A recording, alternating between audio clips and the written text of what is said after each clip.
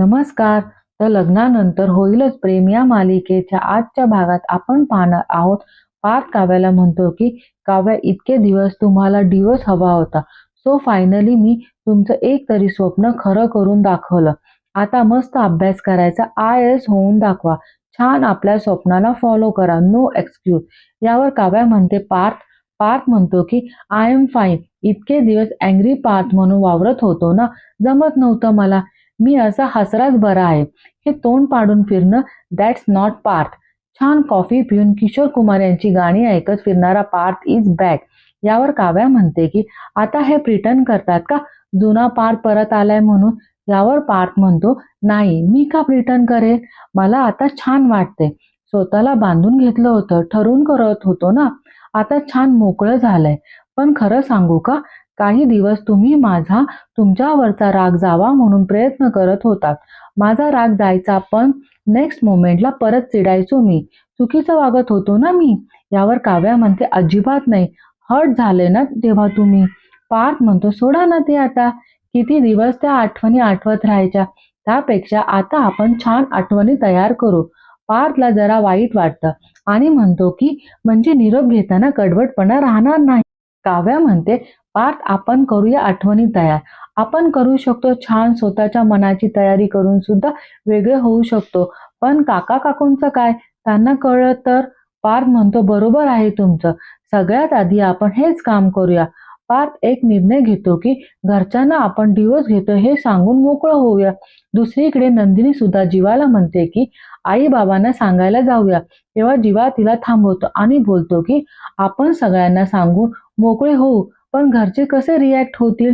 नंदिनी म्हणते, त्याचा विचार करत राहिलो तर आपण त्यांना कधीच नाही सांगू शकणार.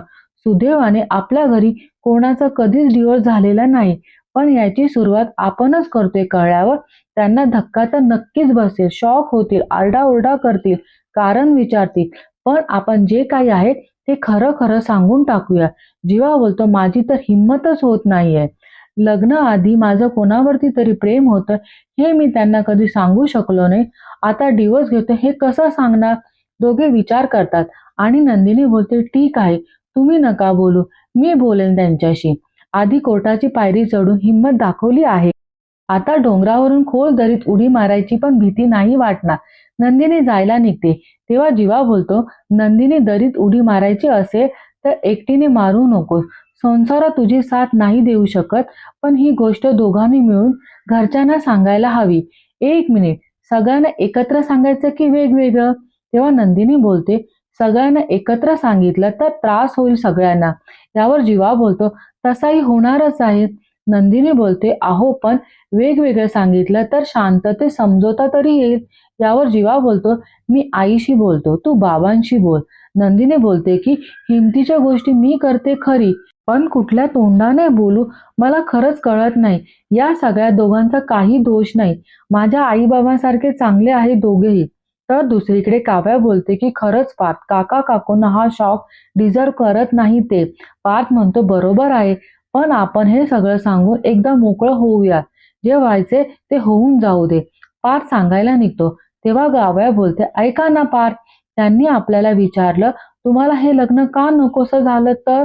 यावर पार्थ म्हणतो, त्यांना सांगून टाकू, आपण एकमेकांना नकोसे झालो आहे. काव्या जरा शॉक होते. पार्थ म्हणतो की डोंट वरी, तुम्ही बोलायला जाऊ नका. तुम्ही जर का पहिले बोलायला गेल्या तर तुम्हाला दोष देतील आणि मला ते आवडणार नाही. आणि काव्या त्याच्याकडे पाहते आणि बोलते की आणि तुम्ही बोलायला पुढे गेलात तर तुम्हाला बोलणी बसतील जी मला बघवणार नाही. पार्थ म्हणतो की का नाही बघवणार. काव्या बोलते की मला एवढंच म्हणायचं आहे की तुम्ही असे एकटे बोलायला जाऊ नका. मी असेन तुमच्यासोबत. काव्या गोंधळून म्हणते, नाही म्हणजे त्यांच्याशी बोलताना मी असेल तुमच्यासोबत. पार्थ म्हणतो की बरं मग आता आता काय करायचं, लेटर लिहायचं सगळ्यांना. काव्या म्हणते, पार्थ, माझे बाबा मला नेहमी सांगतात, कोणालाही काही सांगायची आपल्याला भीती वाटत असेल ना, सांगता येत नसेल तर माणसाला एकट्यात नेऊन त्याच्याशी बोलावं. पार्थ जरा गमतीनेच म्हणतो की हे बरं आहे. जसं माझी आई काही ना काहीतरी म्हणत असते तसे तुमचे बाबा सुद्धा काही ना काहीतरी सांगत असतात. यावर काव्या म्हणते, तुमच्यातली एक गोष्ट मला खूप मजेशीर वाटते बरं का. पार्थ निरागसपणे म्हणतो, कोणती. काव्या बोलते की टोमणे बरे मारता तुम्ही. पार्थ हसूनच बोलतो की तुमच्याकडूनच मारायला शिकलो म्हटल्यावर भारी वाटणारच. एनिवेज आपण मुद्दा भरकटतोय यावर काव्या म्हणते भरकटू दे ना. हे असं भरकटल्याने आनंदी राहणार असू तर भरकटणं बेटर आहे ना. पार्थ म्हणतो की हे असं डिवोर्स पिटिशन फाईल करून आल्यावर असे असणारे आपण कदाचित पहिलेच असू. काव्या म्हणते मे बी असो. कसं करायचं आपण वेगवेगळे बोलूया त्यांच्याशी. पार्थ म्हणतो मी आईशी बोलतो. काव्या बोलते मी बाबांशी आणि थोडा वेळ थांबते आणि बोलते विक्रम काकांशी बोलते. दुसरीकडे आपण पाहतो की मिथुन काका हॉलमध्ये असतो तेव्हा विक्रम मैत्रिणीच्या बर्थडे पार्टीला जात असतो. तेव्हा मिथुन काका बोलतो की मला पिहूने सांगितलं की सत्यनारायणच्या पूजेत जरा गोंधळ झाला आहे करून. विक्रम बोलतो की गोंधळ वगैरे काही नाही रे. आपला पार्थ पूजेवरून अचानक उठला आणि म्हणाला जिच्या बरोबर संसार करायचा नाही तर पूजेला बसून काय करू मी. काव्या त्याच्यासोबत याआधी अशी वागली आहे म्हणून तो राग मनात धरून बोलला असेल कदाचित. पण लगेच तो शांत झाला आणि पूजेला बसला. मिथुन काका बोलतो की म्हणजे पूजा नीट पार पडली ना. विक्रम बोलतो की गुरुजींनी मुलींना सांगितलं तुमच्या गळ्यातले मंगळसूत्र उलट आहे ना ते सुलट करा आज. पार्थ आणि जीवाकडून करून सुद्धा घेतलं. मिथुन काकाला ठसका लागतो. विक्रम त्याला पाणी देतो. तेव्हा मिथुन काका मनातल्या मनात बोलतो की इथे नंदिनी जीवाला डिवोर्स पेपरवर सही करून देते आणि दुसरीकडे हा जीवा मंगळसूत्र सुलट करते. डोक्याला मुंग्या आला ऐकून. विक्रम बोलतो मिथुन कसला विचार करतोय. मिथुन काका बोलतो की काही नाही हो दादा, आपल्या मुलांचा वागण्याचा विचार करतो. आपल्या सगळ्याची मनापासून इच्छा आहे की त्यांचा संसार या गोड शिरासारखा व्हावा. विक्रम बोलतो की काळजी करू नको, होणार. आपल्या मुलांचा संसार या तुझ्या शिरासारखा नक्की गोड होणार. चल आता मी निघतो. मिथुन काका मनातल्या मनात बोलतो की काय चाललं आहे नंदिनी जीवाचं. डिवोर्सच्या काठावर उभे असताना सत्यनारायणच्या पूजेला कसं बसू शकतात. एक तर जीवाशी बोलावं लागेल. तर दुसरीकडे पिहू चित्र काढत असते. चित्र काढताना तिचा स्केच पेन संपतो. तेव्हा ती बोलते की रम्या ताईकडून मागते. तिच्याकडे असेल ना एक तरी आणि ती जायला निघते. दुसरीकडे रम्या आत्याला सांगायला आलेली असते पार्थ आणि काव्या डिवोर्स घेणार आहे. आत्याला जेव्हा हे कळतं तेव्हा आत्या खूप खुश होते.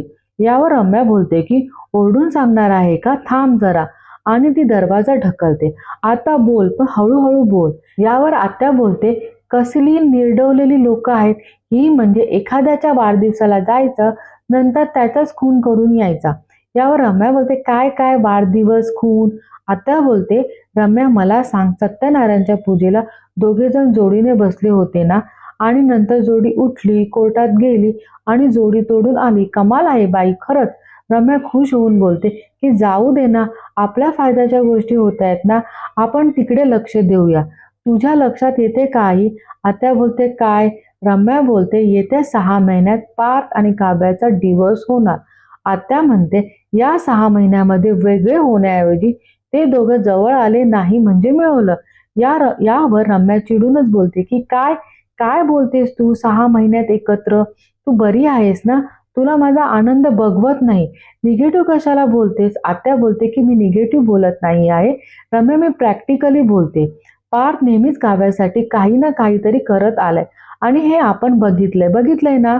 आणि ती काव्या सुद्धा कधी कधी पार्थसाठी काही ना काहीतरी करते, हे सुद्धा आपण बघितलं आहे. पुढच्या 6 महिन्यामध्ये दोघांनी जरी का एकमेकांसाठी एफर्ट्स घेतलं आणि ते दोघे जण जवळ आले तर. रम्या बोलते की अजिबात असं काही होणार नाही. मी काय माशा मारायला बसले आहे का इथे. नाही. फास्ट ट्रॅक करून त्या दोघांचा डिवोर्स 6 महिन्याऐवजी 3 महिन्यात केला ना. रम्या नाव लावणार नाही. आत्या बोलते हो, कुठलं नाव लावशील तू. रम्या बोलते आई. आत्या बोलते काय करशील. आतापर्यंत कॉफीमध्ये जायफळ घालण्याव्यतिरिक्त काहीही केलं नाही. बोल बच्चन आहे. नुसती म्हणे 6 महिन्याऐवजी 3 महिन्यामध्ये डिवोर्स करायचा असेल ना तर काहीतरी मोठं कर माझ्यासारखं. कळलं हे. असं दरवेळेला वेळ बघून संधी साधायची नसते. त्याच्यासाठी आधीपासूनच विचार करायचा असतो. परफेक्ट प्लॅनिंग करायचं असतं. कळलं. रम्या बोलते हो का, प्लॅनिंग वगैरे करायचं असतं का. मी कधी वेळ मागून संधी साधली ग. मला एवढं ज्ञान देते. तू काय मोठं केलं आयुष्यात. आत्या चिडून बोलते की मी काय केलं. या वसुंधरेने काय केलं विचारतेस तू रम्या. तू विसरलेली दिसते. या वसुंधरेने त्या दीपकला पाठवून नंदिनीला तिच्याच लग्नात किडनॅप केलं होतं. हे सगळं बोलणं पिहू ऐकत असते. त्या दिवशी लग्नात जे काही झालं होतं ते सगळं वसुमावशीने केलं होतं. पिहूचा धक्का लागून पॉट खाली पडतो आणि पिहू तिथून पळून जाते. तेव्हा वसुंधरा आणि रम्या जरा घाबरूनच बोलतात की कोण आहे बाहेर, आणि बाहेर येतात. आत्या बोलतात की हा पॉट कसा काय पडला. रम्या बोलते वाऱ्याने पडला असेल. आत्या बोलते की नाही नाही, इथे नक्की कोणीतरी असेल. एवढा मोठा पॉट वाऱ्याने कसा पडेल. रम्या बोलते पण दिसत कोणी नाही आहे. आत्या बोलते अगं रम्या, नक्की कोणीतरी इथे उभे राहून कोणीतरी आपलं बोलणं ऐकत होतं. खात्री आहे मला. अगं एवढा मोठा पॉट वाऱ्याने नाही पडू शकत. रम्या बोलते हे बघ, नाही आहे कोणी, तू फार विचार करू नकोस. यावर आत्या बोलते काय विचार करू नकोस, विचार करू नकोस. तुझा विचार करून डोकं फुटायची वेळ आली आहे. सतत तुझ्यासाठी ना मी जगासाठी भांडत असते आणि वर तूच मला विचारते पार्थ आणि काव्याच्या डिवोर्ससाठी मी काय केलं म्हणून. रम्या आत्याला बोलते शांत बस जरा, किती जोरात बोलते, हळू बोल ना, परत कशाला त्या विषयावर गेली, आपलं बोलणं झालं ना. यावर आत्या बोलते तुझं बोलणं झालं की झालं का, कशी वागायला लागली तू आजकाल माझ्याशी. रम्या बोलते सॉरी, माझं चुकलं, मी पुन्हा तसं वागणार नाही. आत्या तोंडातल्या तोंडात बोलते तसं वागणार नाही म्हणे. आत्या इथे तिथे पाहत असते. रम्या बोलते अगं नाही कोणी इकडे. यावर आत्या बोलते खरंच कोणी नाही आहे. एक मिनिट, तू रागू नकोस. मला ना सारखं वाटतंय इथे उभं राहून कोणीतरी आपलं बोलणं ऐकलं नक्की. रम्या बोलते अगं नाही आहे. ते सोड, इकडे बघ. तू मला आता म्हणालीस की नाही काहीतरी मोठं करायचे, त्याचं प्लॅनिंग करणार आहे मी आता. आणि मला खात्री आहे यावेळी आपण केलेला प्लॅन छान वर्क होईल. आत्या बोलते कशावरून. रम्या बोलते की साठे गुरुजी म्हणाले ना तेव्हापासून पॉझिटिव्ह फिलिंग आली मला. म्हणजे बघ ना, त्यांना माझं आणि पार्थचं लग्न होताना दिसत होतं आणि त्याच वेळी पार्थ आणि काव्या डिवोर्स फाईल. यावर आत्या बोलते हळू बोल. रम्या बोलते डिवोर्स फाईल करून आले. वॉट टायमिंग ना, कमाल आहे साठे गुरुजी, कमाल. आणि ती बेडरूम मध्ये जाते. तेव्हा आत्याच्या मनात चालू असतं की कोणी ना कोणीतरी इथे होतं आणि आपलं बोलणं ऐकलं असेल आणि एवढा मोठा पॉट कसं काय पडू शकतं हाच विचार करत असते. दुसरीकडे जीवा झोपायची तयारी करत असतो. तेव्हा जीवा नंदिनीला बोलतो की आज इतक्या लेट पर्यंत काम करतेस. नंदिनी बोलते हो, सगळा दिवस आज कोर्टातच गेला ना, आनंद निवासचं काम पेंडिंग आहे ते संपवते. यावर जीवा बोलतो आज आणखीन एक गोष्ट सांगू, संपवायची होती. आई बाबांना डिवोर्स बद्दल सांगणार होतो ना. नंदिनी बोलते हो, पण आई बाबा बर्थडेला गेले. यावर जीवा बोलतो अच्छा, म्हणजे यायला उशीर होईल त्यांना. नंदिनी मान हलवते. जीवा बोलतो की चला, आज त्यांना हे सगळं सांगण्याचा प्रेशर नाही म्हणजे. नंदिनी बोलते हो, पण उद्या सांगावंच लागेल. जीवा बोलतो थोडक्यात काय, आजचं मरण उद्यावर गेलं इतकंच. आई बाबांना डिवोर्स बद्दल सांगितल्यावर ते कसे रिॲक्ट होतील त्याचा विचार करून खरंच खूप टेन्शन येतं. यावर नंदिनी बोलते हे बघा, तुम्ही या सगळ्यांचं टेन्शन घेऊ नका. जोपर्यंत सांगत नाही तोपर्यंत प्रेशर येणं, टेन्शन येणं साहजिकच आहे. एकदा सगळं सांगून झालं ना, मला वाटतं तुम्ही या जगातली आनंदी व्यक्ती असाल. यावर जीवा म्हणतो म्हणजे. नंदिनी बोलते मी नसेल ना इथे, तुम्ही तुम्हाला हवा तेवढा पसारा घालू शकता तुमच्या रूम मध्ये. तेव्हा ती कपाटाजवळ जाते. यावर जीवा बोलतो पसारा करण्यात मजा तेव्हाच आहे जेव्हा तो आवरणारा कोणीतरी असेल.